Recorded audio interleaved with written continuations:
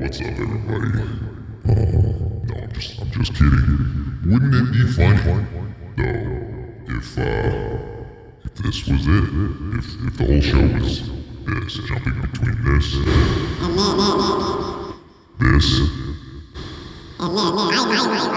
But no, we're not going to do that. I actually fucked up and gave a presentation with this voice on one time for an event that was live streamed, and I had accidentally left this on and gave an entire presentation and took questions and answers. There was a live audience, and then there was a live streamed audience, and the live in-person audience had no idea. But the live stream went out, and it was this the entire time. And yeah, that was pretty funny. What if I recorded an entire podcast episode with that on? I think it would be entertaining. I think probably everybody would be over it. Probably everybody would be like, yeah, we're not listening to this. And I don't blame you. But anyway, what's up, everybody? Welcome back to another Solo Dolo Brolo episode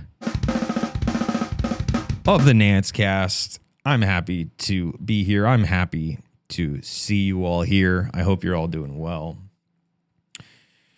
And yeah, what's up? I don't know, man. Not much is up over here. I mean, there's a lot up over here. A lot going on in my neck of the woods, but also more of the same, really, ultimately. But yeah, anyway, there's some things I wanted to talk about in this Solo Dolo Brolo episode. Geoffrey Hinton, the Godfather of AI, he's been doing an awful lot of media spots recently, and it seems to be the case that a lot of people just love Geoffrey Hinton. A lot of people are just kind of like enamored with a lot of people are just like, oh, Geoffrey Hinton is so awesome. So I've done a few episodes about artificial intelligence and specifically like machine learning and backpropagation. I've talked about Geoffrey Hinton before, and I've even talked about, backpropagation, his major contribution to artificial intelligence. Talked about it before, but I want to talk about it again because, Geoffrey Hinton is, like I said, doing a lot of media spots recently, and he seems to have captivated a fair amount of people.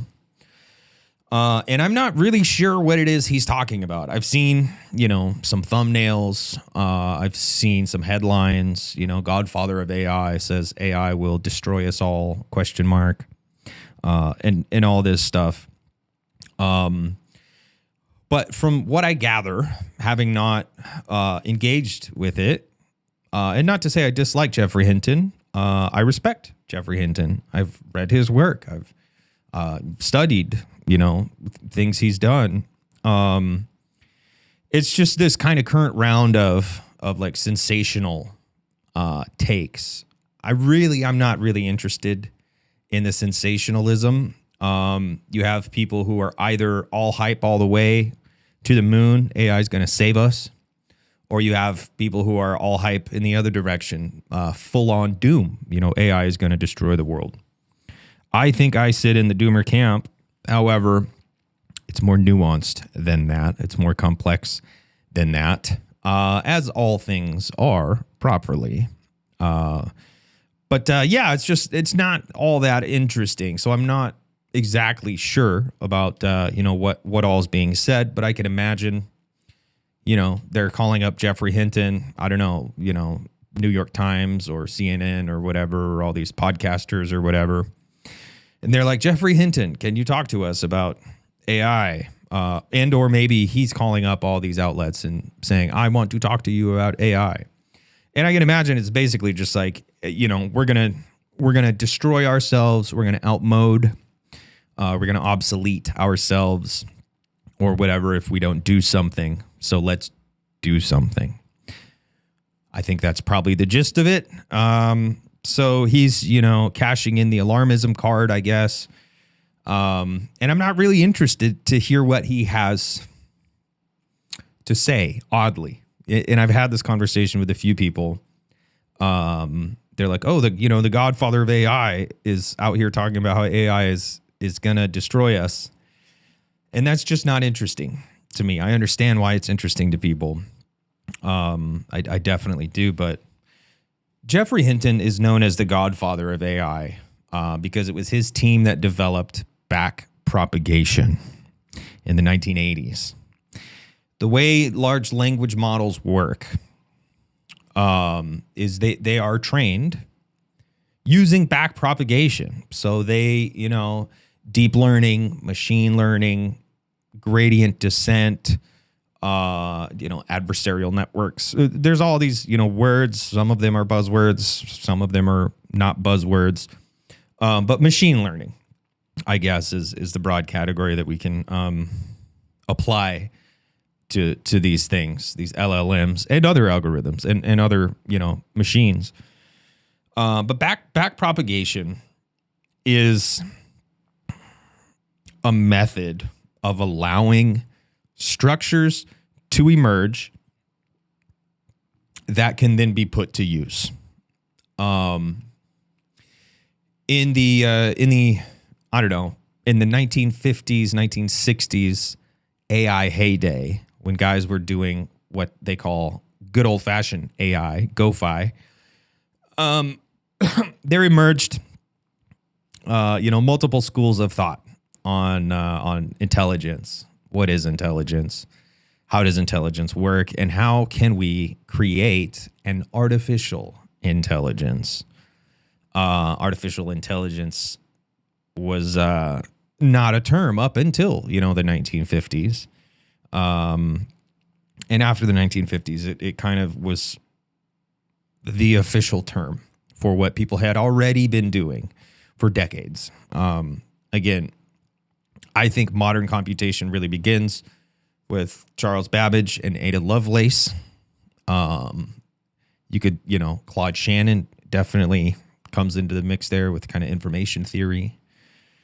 And then from there, there's like a rich legacy of thought. But I really think like the key figures at the birth of modern computation, modern AI, these guys are Charles Babbage and Claude Shannon, and then Miss Ada Lovelace.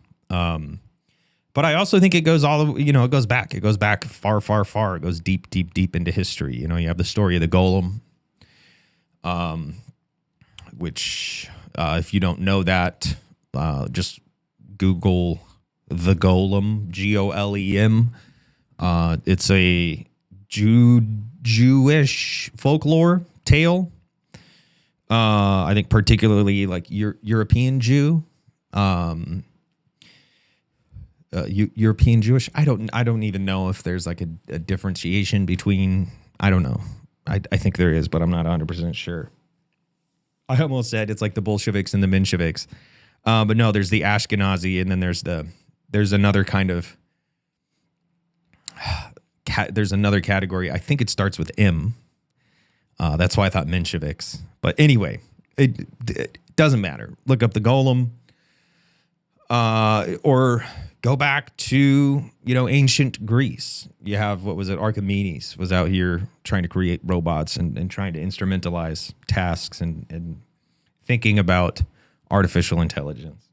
You also have, I think, Descartes is another thinker of artificial intelligence. If you actually read, it's really interesting. If you read the Discourse on the Method, he talks about artificial intelligence, and he doesn't call it artificial intelligence, but he talks about finding ways to automate activity, including cognition.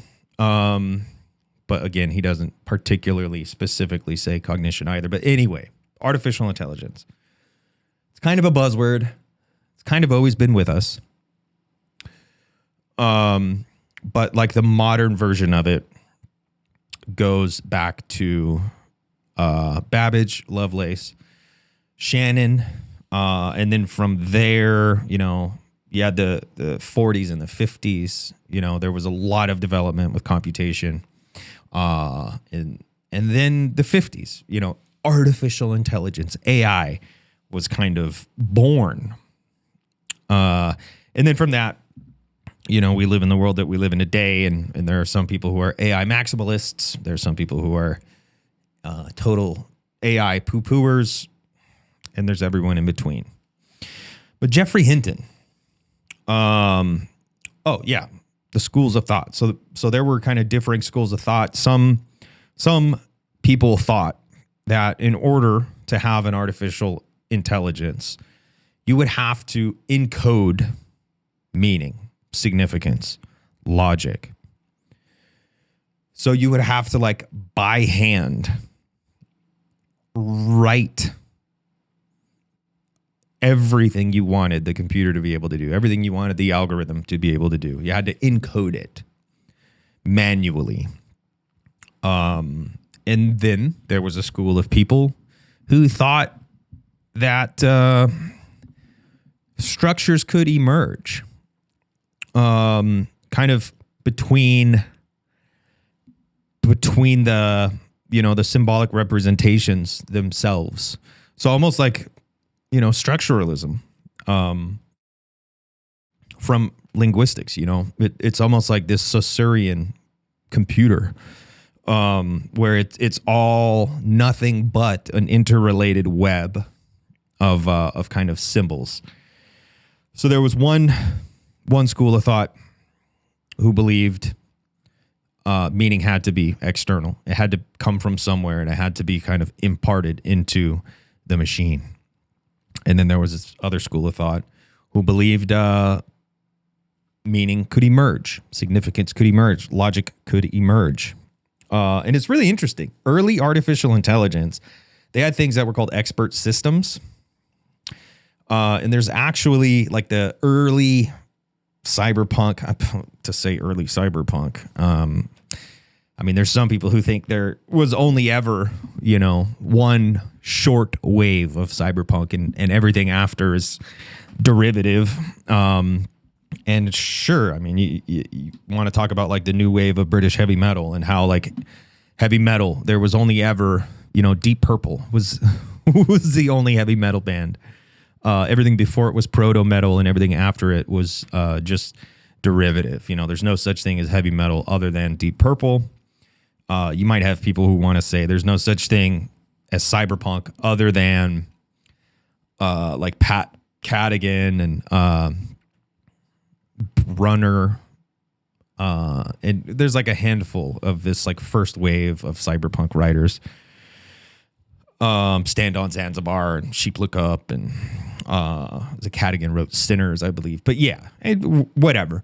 But like in the cyberpunk-ish fiction of the 80s, and it even kind of leaked out, into the 90s, you would have like William Gibson has talked about expert systems. But yeah, in a lot of the sci-fi of the 80s and early 90s, you'll have writers talking about expert systems. And I think even in Shadowrun, which is a TTRPG, they also have a few video games. And I'm sure they have like some novelizations and stuff like that. Shadowrun, I think you can actually, when you're hacking, you jack into the computer and then you're like in cyberspace, and then there's like a virtual representation of you, and you can move through virtual space, and you can get in virtual combat. You actually have to like combat expert systems. But an expert system, they were so called expert systems because if you wanted a piece of accounting software, you would get people who knew all the ins and outs of accounting, and they would write all the laws, all the rules, all the norms, all the ins and outs and ups and downs and lefts and rights. They would dot all the T's and cross all the I's when it came to accounting. And then you would have an accounting expert system. So you could automate tasks, and you could have it do things for you. And you could even have it work as in an agent, in quotes. We're starting to see agents kind of be released to the public today. And people had that vision in the 1980s where they had agents. They had virtual agents to accomplish tasks for them, to do things, to automate things. And they even achieved it in a very small, very scaled down, at a very tiny scale with expert systems. But they were very time consuming, and they were very resource heavy. And they never really caught on because they were expensive, and they weren't that versatile because they were good at one thing and one thing only. So now my phone, like I can pick my phone up, and probably without it even being connected to the internet, I could have it do all kinds of, useful things for me. Calculations and conversions and moving media around and moving files around and doing all types of stuff and manipulating files in certain kind of ways and stuff like that. Like you can do an awful lot with one tiny piece of technology. Back in the day, if you paid for an expert system that was an accounting agent or whatever, it was only good at accounting. If you wanted one that was also good at, I don't know, being a manager of your contacts, like your email and phone numbers and physical addresses and stuff like this, like some kind of digital Rolodex system or something with an index that you could search by name or by state or whatever, anything like that, it would be an entirely different expert system. And so you would have to purchase, many, many systems, and it just all became really unwieldy, really bulky, and really inefficient. Because the way these things were coded, they were coded with all the meaning being handwritten into them. Kind of, I don't know, like the metaphor of like people think, oh, well, God has to exist because morality. Like people think like, oh, since morality is a thing, that has to come from somewhere. Now, I disagree with that. But it's also not like you don't have to disagree with that. Okay, yeah, sure, fine, whatever. We can talk about that. That's not what I'm here to talk about. But it's that kind of relationship. People who think morality must come from God, it's that same type of thing. Significance or meaning or logic must come from outside the computer system itself. So that was one school of thought, and even the predominant school of thought. Like there were corporations marketing these expert systems, and that was kind of like the predominant belief of computer intelligence, machine intelligence at the time was logic had to come from somewhere. But Geoffrey Hinton was like, I don't know about all that, man. I think maybe we can allow computers to do this kind of Saussurean thing. I think maybe we can allow computers to do what they do, and structures will emerge. Some type of logic will emerge. And that is how he kind of created back propagation. So he started with machine vision. He started trying to figure out how to get a computer to recognize an image and reliably spit back out, this is an image of a bird, this is an image of a cat, this is an image of a man, this is an image of a dog. And rather than finding someone to describe a dog or a cat or a bird in such a way that you could imagine every single rule that would mean this is or is not a dog, they set up the system in a way to take an image, a sensor. A sensor receives light. The light in the sensor is transformed into data, with numerical values that then go on and they can be computed and they can be worked with and this and that. So it's not like there's an eyeball inside the computer that's looking at the image and that eyeball is connected to a brain and then the brain is running this logic. But that's a metaphor. What's really going on is they have an image sensor. The image sensor is collecting light. The individual pixels are registering either, light, X%, dark, 0%. We'll say 0% is black, 100% is white. I don't know if they had color sensors initially. Probably not. They probably started with just monochrome, black and white sensors. But yeah, it was like, is it on or is it off? Kind of basically. With some gradation. It's not a simple on-off. It's not a simple binary. But what they did is they stacked binary qualifiers on. These things are called perceptrons. And they're artificial neurons. They're little machines, or they could be in software. They could be algorithms, but they're little machines that are binary classifiers, and they operate in either yes or no. Is the light on? Yes. Is the light off? No. Is it on? Yes or no. And they would stack them in this kind of way so that the output goes into another layer of perceptrons or artificial neurons or whatever. And then you get like compound structure. And then at the end of it, you have a list of like, this is a dog, this is a cat, this is a bird, this is a man. So initially, rather than writing in all the rules of dogness, which we couldn't even do, we would always fail to do that. Or birdness, like we would always fail to write the list of rules. What makes something a bird? What makes something a dog? In general, we would fail to do that. But then you have to abstract one level further because all you have access to is a two-dimensional image.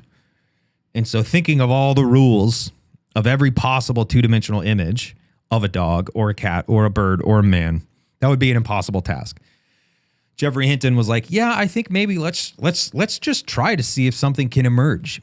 If a structure can emerge that can qualify and classify on its own, that can, in quotes, learn to do this type of classification. So initially, they took a bunch of photos of cats and birds and dogs and men, and they trained the machine by having it take a picture and it would go through its little compound architecture, and then they would manually select, this is cat, this is dog, this is man, this is bird, or whatever.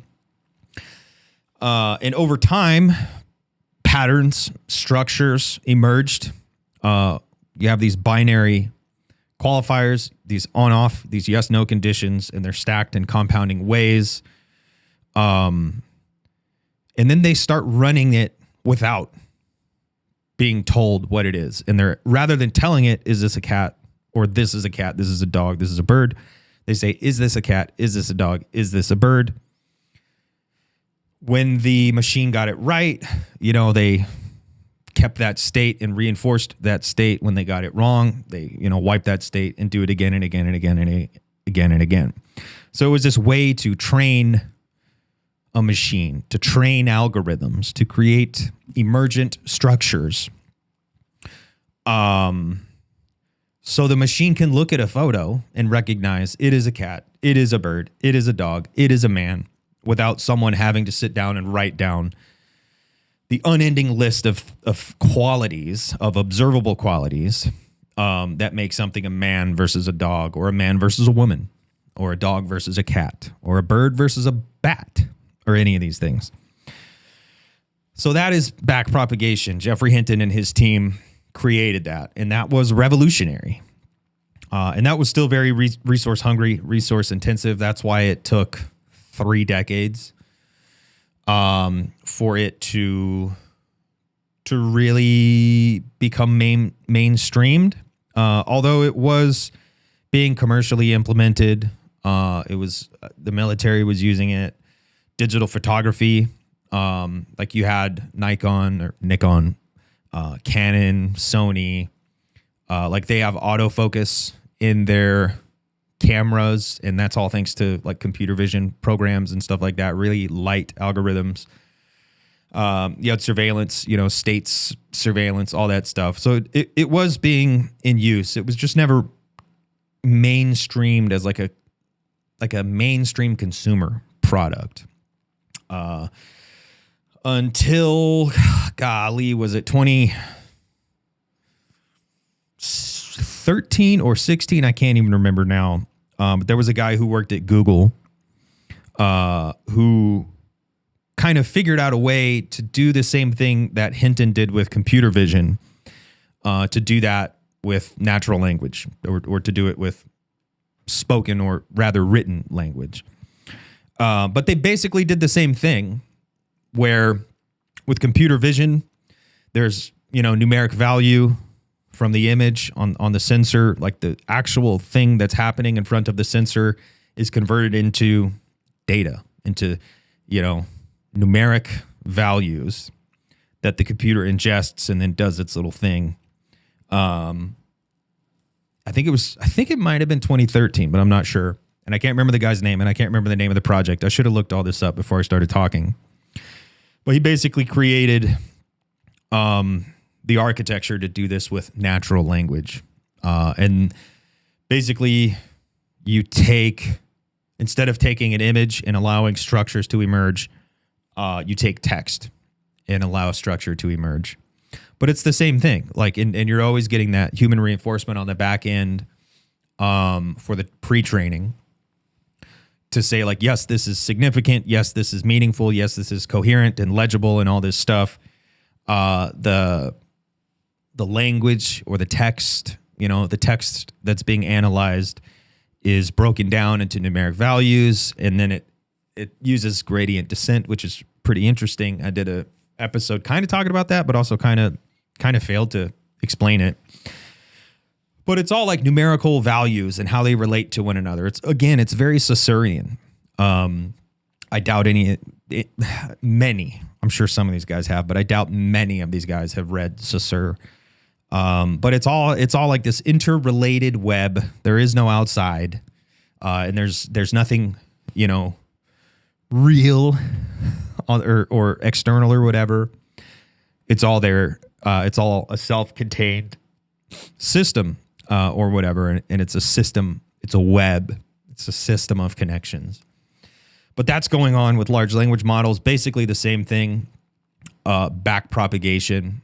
These structures emerge over iterative, over iterations of classifying. Like, classify this image. Is it a dog? Is it a cat? If it yes, okay, then that is a point for you. Now we're going to run it again, see if you get it right. If you continue to get it right, we keep reinforcing whatever structure is already there. You know, we save that structure in the state, and we discard all the ones that returned a null or a negative response. They do the same thing with language. The reason people talk about AI as a black box, or people refer to it as like, oh, this is, you know, a mystery or whatever, is because there are now billions of these nodes that are binary positions, probably even dozens of billions at this point in these models. So to even take one instance and try to track that instance would take so much time and so many resources, it would be pointless to do. Now, back when Geoffrey Hinton was doing this, you know, they had on the order of maybe dozens, maybe even up to like 100 or so, maybe. And even then, it was a time-consuming project to actually map out one instance where the machine spits out a positive result. But it could have been done, you know. But now on the order of billions or dozens of billions, yeah, no one's going to take all the time. No one has all the time to trace this back, to propagate back along the back propagation and kind of find out why it's doing what it's doing. So that's why they call it a black box. It's not a mystery. We know what's going on. It's just too time consuming, too resource intensive, and not rewarding enough for anybody to actually do it, to go on and map out the topology of this compound complex of binary qualifiers. But that's why people are so amazed by it, because they're like, yeah, we just type in text and it spits out, you know, text. Well, it's been trained to do that. It was pre-trained by having, you know, by being told what meaning is. And then it was trained with human feedback, and it was nudged and, you know, adjusting the weights and stuff like this. And you can kind of steer it in certain directions. And there's always human feedback. And at the end of the day, there's always a human verifying the result of the AI and saying, yes, this is in fact what we intended to be produced. And so there's this, you know, element of randomness in quotes. Stochastic is a word I've used a lot. It's a word I like a lot, but I also think it's kind of a boring word to be using because it got big a few years ago. People all of a sudden started talking about stochastic parrots. And I don't remember where it came from, where it started, or when it started, but it was, you know, a handful of years ago now. And that was like the buzzword for a while, stochastic parrots. And I don't know, people also started talking about stochastic terrorism, maybe around the same time. I wonder which conversation came first. Now that I'm trying to think back, I can't really remember which one came first, but either way, stochastic was a buzzword for a while a few years ago. It seems to have fallen off in popularity. I still like it, but I don't know. I think it's probably one of those words that annoys people because it was like a super duper buzzword for a while. But, you know, stochastic is basically just like statistically determined randomness. I just watched a video. Matt Parker, Stand Up Maths. Excellent content creator about maths. Matt Parker, I want to hang out with you. I also would love to have a conversation with you if anybody fucks with the Nancecast, who also fucks with Matt Parker. Shout out, tell him I said what's up. I would love to talk to him. But I recently watched a video he did about creating black and white images that don't look like shit. And he was talking about digital noise, and he did different types of digital noise. He did pure noise, just pure randomness. And of course, that's going to look like shit because it's purely random. But even then, it's not like purely random, right? Like we can still talk about pseudo randomness. But anyway, random noise versus Bayer interpolation, which I think the 2x2 looked better than the 4x4. If you watched that video. But no, I also understand why the 4x4 looks better. I just prefer the aesthetic of the 2x2. But anyway, and then he created his own interpolation, his own type of noise called the Parker noise, I think, the Parker square. But he also talked about blue noise. And blue noise is pseudo-random, properly, in that it's random, but it's also statistically determined. And I think that's probably the best way that you can talk about stochastic anything, is that it's functionally random up to a point. It's also statistically determined. Think about the word stoichiometry. If you have any kids that are high school aged, which probably not many people do, but maybe your kid is taking a chemistry class and maybe they're learning about stoichiometry. Stoichiometry is kind of related to the word stochastic, in that it also has to do with a type of randomness, but also limits. Like stoichiometry is mixing chemicals, and trying to understand the results of what your mix will be. So there's an element of randomness-ish, but there's also limits to that, so it's statistically determined. Anyway, God, what the hell was I talking about? With why did I even bring up stochastic and then go on that long tangent? Anyway, we take a thing and then we feed it into a machine, and the machine chops it up into little molecular bits and observes it. And then we create a pathway in the machine to spit out something.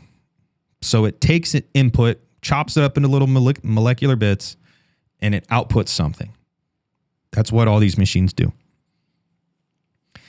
And we reinforce the results. It's going to give a seemingly random output. And when it gives us a desired output, we reinforce whatever state the computer is in at that moment. We reinforce it. So we'll save it, we'll reinforce it, and we'll run it through. We'll run more through that same state and do the same thing over and over and over, iteration upon iteration upon iteration, until we have a structure that produces a desired result. The desired result necessarily either resembles or refers to the input based on what we're doing. But I mean, I'm sure you could imagine a situation in which it has no direct reference or resemblance to, but that wouldn't be useful again, would it? But anyway, and all the things that are meaningless, all the things that we don't want, we delete them. We say, wipe that state. Let's start again. Let's do it over and over again. And we just do this, hundreds, thousands of thousands, dozens of thousands, millions, dozens of millions, billions even of times, over and over and over again. So there's these emergent structures. Because again, we leave it up to statistical determination. We're going to go hands off. We're going to roll the dice and let the dice fall where they may. But when we get the desired dice roll, we run with those conditions and we do it over and over and over again. And you can even have, manifold of these running in parallel, and then you can fold them back in onto each other. It all becomes very complex. There's a lot of compounding. But at the end of the day, we understand what's happening. We also understand that it's far too resource intensive and far too useless to trace every single state or even one state at this point in time, it would be pointless to trace it all out and propagate ourselves along the back propagation algorithm. But it is there. We do know that it's there. So that's the way machine learning works. Deep learning, back propagation, gradient descent, like all this stuff. There is a human involved from the get-go. There's a human validator at the end of it all. They're doing what they have been built to do. They're doing what we expect them to do. So when they do things like hallucinate, it's just because there's these weird emergent structures, and we haven't gone into every single thing to verify, is this correct or is this incorrect? So there will be fuzziness. And that's okay, right? I mean, there's fuzziness with humans. I just talked about how it would be impossible to write a list of rules that describes what is a man, what is a dog. That would be an impossible thing to do. So of course, it's going to be impossible to write code that does that and to expect code to do the same thing. However, it's also silly to think it's doing the exact same thing that humans are doing. However, I think it is doing something that humans do. I just think humans do more. I think humans do something different. I think that's not all there is to the story. I think there's more to the story when it comes to human intelligence. Once again, what is intelligence? What is intelligence? What is men intelligence? I think we do something more and something different. However, I agree. I think this is a great insight into the way that that cognition works, and maybe even how cognition developed. Going with this definition of intelligence, ability to achieve goals. I guess that's the most reductive version. The ability to achieve a goal. Or proficiency at playing games. I would argue that proficiency at playing games and the ability to achieve a goal is very similar, very functionally similar. Maybe not exactly similar, because maybe a game presupposes something that a goal doesn't presuppose, and vice versa. But in general, the most widely agreed upon definition of intelligence is the ability to achieve a goal. Then you'll have people, the ability to achieve compound goals. Then you'll have, and this and that. You can go on and on and on. But I think the most reductive definition of intelligence that would be widely accepted is the ability to achieve a goal. And I think, the way that this kind of emergent structure operates, that probably does tell us something about how biology discovered intelligence before computers discovered intelligence. Now, are computers other than biology? Are computers just one aspect of human activity, and humans are just one very tiny subset of biology? So you could say there's nothing new under the sun. There's nothing new here. Nothing has happened.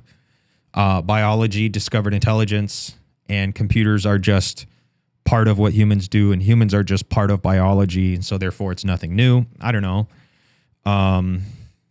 Maybe not. I do think it's probably significant that we have machines that are external to our biology, and that are able to complete tasks that, heretofore only we could complete. I do think that's interesting. However, there's something else going on in the human that I call subjectivity, that many people call subjectivity, but also some people don't call it subjectivity, and that's fine too. But there's also this element of negativity when we talk about what humans are, what humans humans are not identical with themselves. Humans are not identical with their biological reality, with their material identity. We have a symbolic identity. And so like that, we're already split. We're already denatured. Because my symbolic identity is different from my material identity, the self. Now, I don't know. Do dogs think of themselves as selves? Maybe there's some dim selfness with dogs. Maybe dolphins and octopi, octopodes, octopuses. Maybe these things have their own selves or whatever. Maybe monkeys have selves. I think monkeys probably do have selves because they get sad. There's something going on called Punch the Monkey right now. And he's a monkey and people are sad about him because he's sad. And he's sad because people won't like hug him or other monkeys won't hug him. So yeah, I think monkeys probably have selves, probably dim, maybe proto selves. So it's not to say that selves are unique to humans, but I do think that humans take the self, the symbolic identity, and run with it in a way that that other species just aren't able to do. And maybe it's because we have more processing power. Maybe it's because through language, we've found a way to externalize cognition. I almost said computation. And yeah, I don't know, man. These are questions that no one has an answer for. Don't expect me to have an answer for. A lot of people have thoughts on. But yeah, so that the self is already distinct from the material identity. The material identity is just, well, I'm, trillions of cells locked together that kind of create a meta system. You can, if you zoom in on my eyeball, you'll see individual living cells and you'll be like, that's an organism because it's a cell and it's life and blah, blah, blah. And what is life in the first place? Life is another one of these things. There's no perfect definition of life. There's no universally agreed upon definition of life. Some people have said, life is anything that is able to fear death is alive. I don't know about that. There's a lot of people, I think, again, the most widely agreed upon, though imperfect and not universally accepted, definition of life is the ability to multiply or reproduce, the ability to move around or motility, and metabolism, the ability to eat and excrete, or the ability to convert resources into waste. Motility, multiplication, metabolism, the 3 M's. That's the most widely agreed upon definition of life. And even that is imperfect. Even that fails. And it's not universally accepted by biologists. But yeah, so we have a symbolic identity that is separate from our material identity, our biological identity. So we're already not self-identical. Whereas computers don't have that. Now we also further go on with the human subject, and we recognize that we have a social existence. We recognize that I am living, I am a motile, metabolizing, multiplying meta system in my own right. But in the eyes of the other, I have a social life. I represent that self or that identity, and the self and the identity are not identical things either. But I occupy space, social space in the world of the other, just as the other occupies social space in my world. So again, we have this disconnection from identity, material identity, symbolic identity, social identity. So there's already these kind of moments of severance. There's already these moments where we are, denatured, we are deworlded, or, we're reborn or whatever, in the eyes of ourselves, in the eyes of the other, and so on and so forth. And not only do we recognize kind of social relations and we recognize there's more to life than just the metabolic, motile, multiplicative stuff that's happening at the level of this meta system. There's a social life. And I am a person to this other person. I represent something to this other person. So when we talk about like meaning and life and significance and all this stuff, it's really going on at that level that's already 2 steps removed from what's happening at a material level. And we take that and we run with it and we do more interesting things with it, right? We have this inbuilt kind of motor of undermining where we constantly undermine ourselves and we cast off the symbolic identity because we're kind of like, there's this tension, there's this contradiction. There's what I see myself as, and there's what the other sees me as. That is contradictory. And so that kind of provides a motor for things to happen. And we go on and we do things. And we're always constantly going through life asking, who am I? What am I? Why? And so on and so forth. So, yeah, the way that these computer guys have worked with intelligence, it's interesting. And I do think it does tell us something about the way intelligence evolved, the way biology discovered intelligence, emergent structure. The thing is, with biological intelligence, as far as we know, there was no human feedback layer. There was no external validator. There was no God. Now, maybe you do believe that that's the case, and fair enough. But for those of you who don't, for those of us who don't, there was no external logic. There was no external rule set that was validating intelligence as it was discovering itself. So it took an awful lot longer. And the fuzziness is a necessary part of it. But the fuzziness, we always want to disavow the fuzziness. You know, we're always looking for ways to disavow the fuzziness. And actually, in the most recent Nanscast episode I did with Sean, Hail the Shining Future, we get into that a little bit on why we need definite quantities, why we need kind of definite categories for all things, because the world we live in today is a capitalist world, and capital demands definite articles.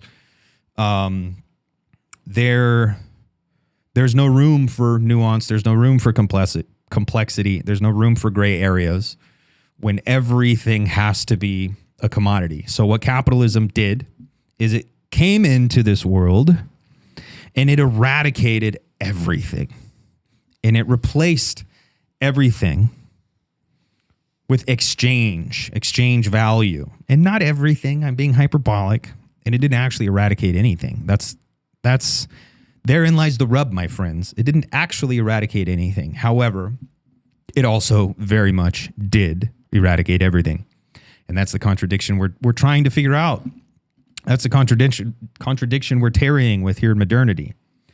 But capitalism came in and eradicated the things as they were. And it eradicated the utility and the facticity of all things. And it replaced that all with exchange value or proposed exchange value. And that has gone on to be further modulated. But the way the world works, the logic of the world, everything has to represent exchange value in some way. Everything has to be able to be entered into the cosmic spreadsheet of exchange value. And you just can't do that when things are too fuzzy, when things are too unknown. Everything has to be definite. That's why we're, living in the library of Babel. That's why we're living in this world of infinite categorization, classification, and definition. And it happens at the level of consumer products. Oh, my Google phone is so much better than your Apple phone. It also happens at the level of of like sociality. Oh, I'm a punk rocker. I'm a skateboarder. You're a jock. You're a basketball player. I don't like you. It happens at the level of religion. I'm a Christian. I'm an atheist. I'm a Jew. I'm a Muslim. I'm a this. I'm a that. It happens at the level of state and nation. I'm an American. I'm a Mexican. I'm a Canadian. I'm a Dane. I'm a Dane. I'm a Swede. I'm a this. I'm a that. It happens in all things. Capital eradicates nuance, eradicates complexity, and replaces it with the Excel spreadsheet at the end of time. And we're constantly trying to disavow this fuzziness. That's why like AI hallucinations, I think, freak us out so much, because it kind of spits it right back into our face. It spits the fuzziness right back into our face. And I think that frightens a lot of people. But it's also a wonderful thing, right? Because at the level of us, at the level of people, that opens up space. That opens up freedom for us to kind of figure things out and make significance, generate new significance, poetics, right? And capital abhors poetry, but or poetics, if you will. But yeah, I do think the computer guys are onto something. However, that is not all that humans do. That's not what intelligence is. That's not what we do. That's not what we are. We're so much more than that. And we're also so much less than that, right? Because it all does come down to negation, contradiction, impossibility. And that's not what capital wants. And that's not what the people who are developing these algorithms and these complex machines, they don't want that. They don't want lack. They don't want negation. They don't want contradiction. They want utility or simulated utility, so that these things can represent higher and higher values of exchange value. Because everything is reduced down to economic activity here in the world we live in today. So that's why I kind of don't care about what Geoffrey Hinton has to say. Although I do care about what Geoffrey Hinton has to say. And like I said, I respect the shit out of Geoffrey Hinton. His work was revolutionary, and his team as well. He instructed a group of people who went on to all be very important people in kind of computer tech, machine learning world today. So I don't want to come off flippant or disrespectful or whatever, but I just wanted to talk about this. I saw Geoffrey Hinton is doing a lot of media spots, had some conversation about it a little bit. And it just kind of struck me like we're not going to find the answers from people who only see this one side of it, the kind of instrumental, functional side of it. I agree. Like I've said before, like, sure, call it intelligence. Then we need something else. That's why I started searching for different terms, better terms, hintelligence as opposed to min-intelligence, or, subjectivity. And all of these words fail, and they're bound to fail. And that's the point. We have to allow them to fail. But yeah, just only being concerned with the intelligence side of it and not really understanding that the human is already this fractured thing. We are not identical with ourselves. And it's because that split, that negation, that incongruity, that discontinuity, whatever, that we do anything that we recognize as human in the first place. If all we did was chase, utility, then we wouldn't have poetry. We wouldn't have music. We wouldn't have art. We wouldn't have, love. We wouldn't have all these things that we claim are important to us. We wouldn't even have, the notion of God. A lot of these people who are very functional and who are concerned with just the functional side, just intelligence, bare intelligence. A lot of them also at least make movements toward God, or sometimes point at God and this and that. And it's like, well, yeah, but God is this, God is the God of the gaps, right? Like God is this thing born of negativity.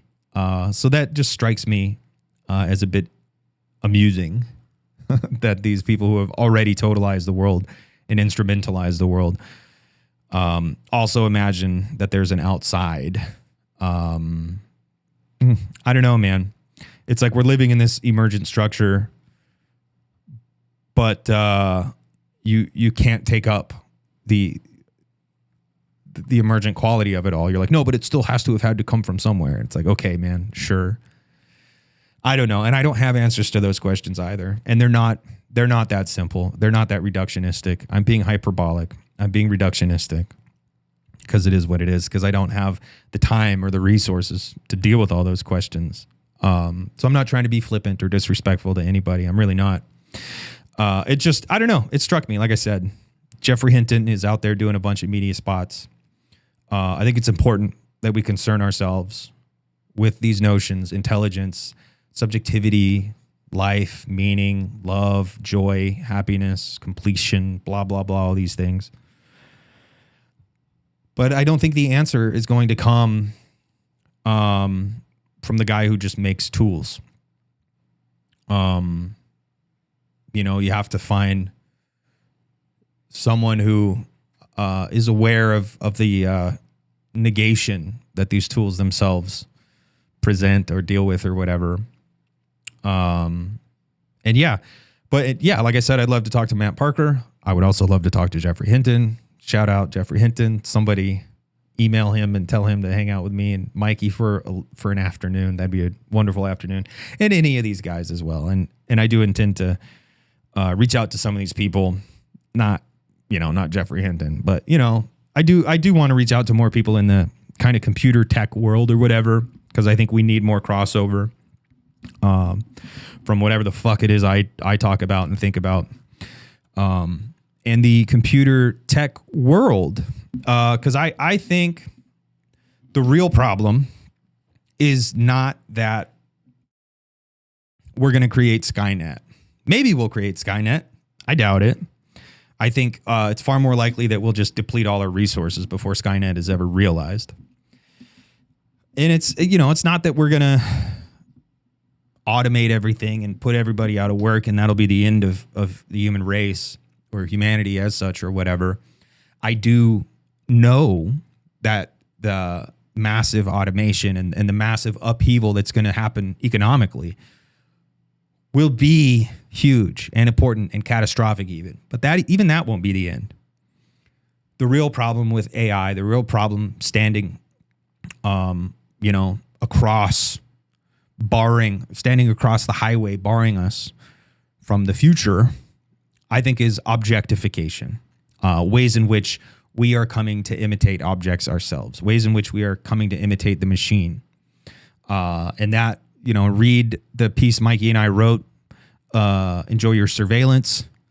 I think that the super egoic element of capital and all this that's going on, I think that's contributing to an extremely deleterious process.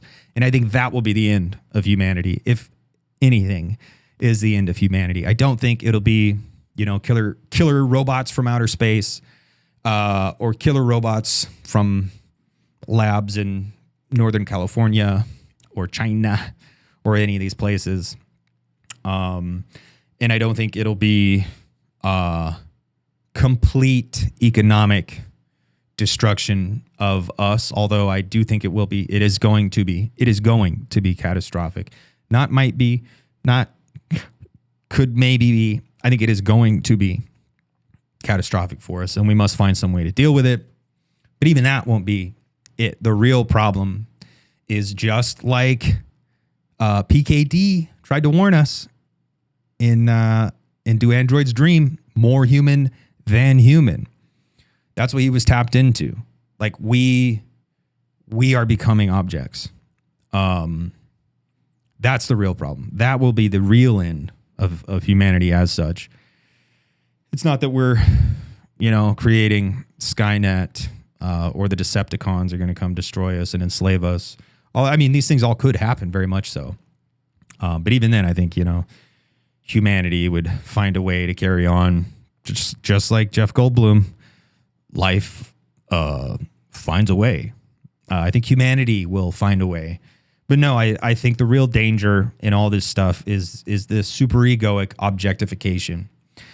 And for more on that, read the piece Mikey and I wrote. It's currently up on his Medium, The Dangerous Maybe. It's currently up on my Substack, 3 Billion Nances. Enjoy your surveillance. We're working on a few more pieces in this series, talking about superego, capital, AI, tech, objectification, all this stuff that's going on. So yeah, go there for all of that. Stay tuned to the Nancecast, 3 Billion Nances on YouTube, Substack, and on Patreon. The Dangerous Maybe on YouTube, Substack, and on Patreon. And all our homies, all the fellers and the fellerettes and the fells. Yeah. Anyway, thanks for coming to my Solo Dolo Brolo episode. I'm going to go ahead and boogie woogie oogie. I got some stuff to do. But yeah, I'm going to try to get this out right now. I hope you like it. I hope you come back for more. And we'll catch you on the next one.